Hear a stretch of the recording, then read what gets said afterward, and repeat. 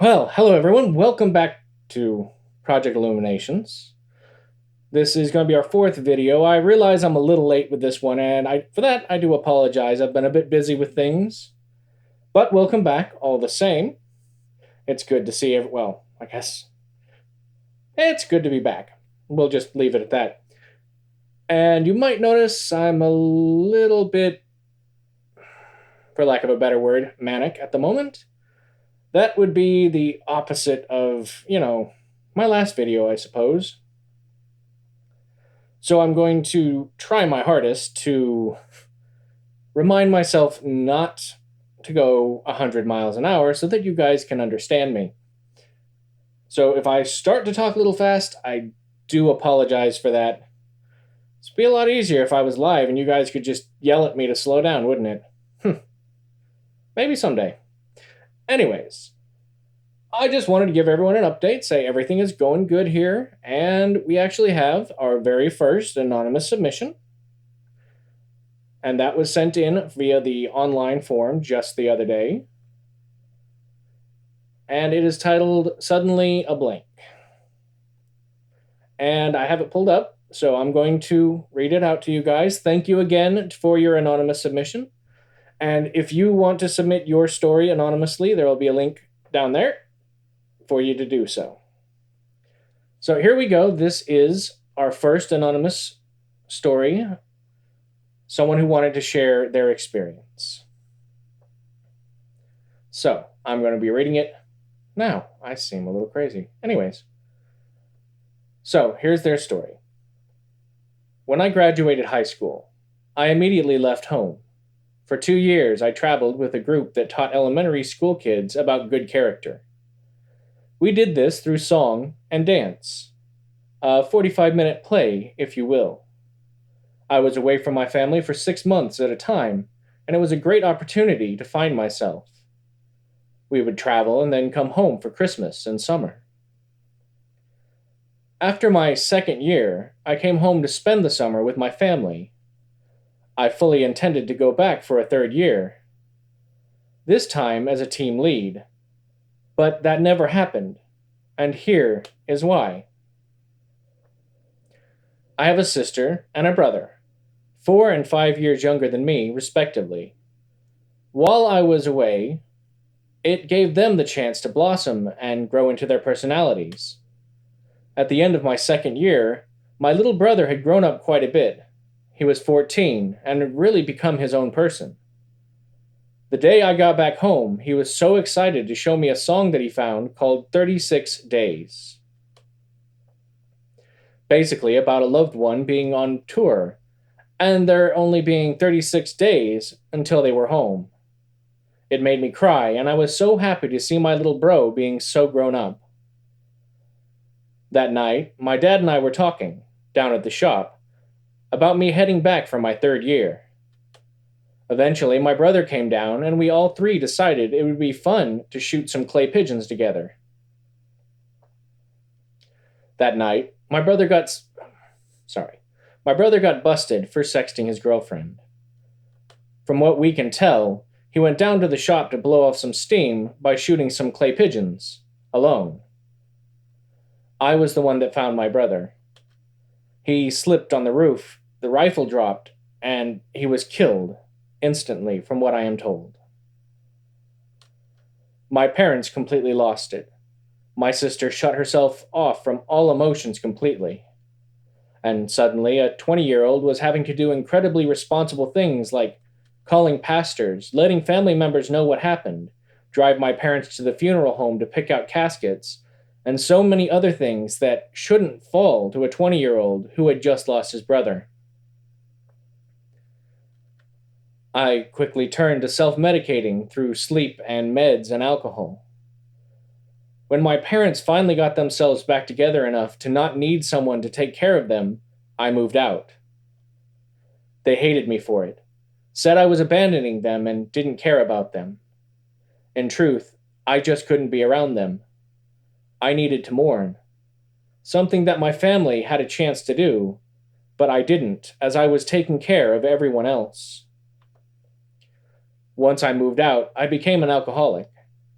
drinking as soon as I woke up in the morning, working with hangovers constantly, and generally letting myself fall into a massive depression. At some point, the woman who is now my wife came along, and it was like seeing a bright ray of light. Fast forward several years, and things are not good again. I'm eating excessively, my focus is terrible, I can never start or finish anything, and our marriage is in serious trouble. Problem is, now there are kids involved, and that can be messy. I ignored this for too long, and we started talking about divorce. Things got dark in my mind. Most people look to the inside of their mind to find peace and quiet, to escape from the bad things outside. But inside my mind was a monster.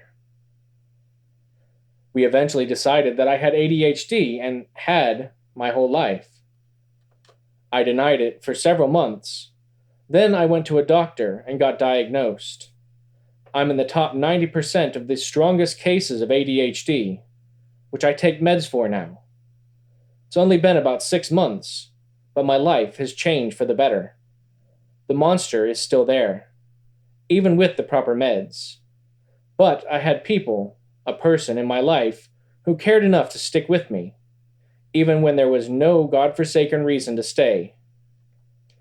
So I say this, and I mean it. I don't know who you are, or what your story is, but there is hope. There are people who care. You're not alone. Things will get better in time. Maybe a long time, maybe a short time, but they will. Thank you again for your anonymous submission. It means a lot to me, and I'm sure to anybody hearing this.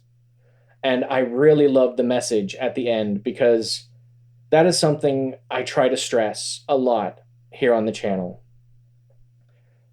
Things do get bad and things do get hard. And everyone has their own story. Everyone has the difficulties they've gone through in their life, and everyone's story is completely different. So there's no one shoe size fits all in this matter. But there are people who care for you.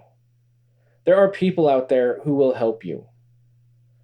And don't be afraid, like our like our anonymous submission said, don't be afraid to get help.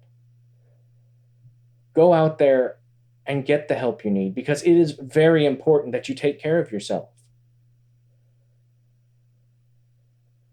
I can't express enough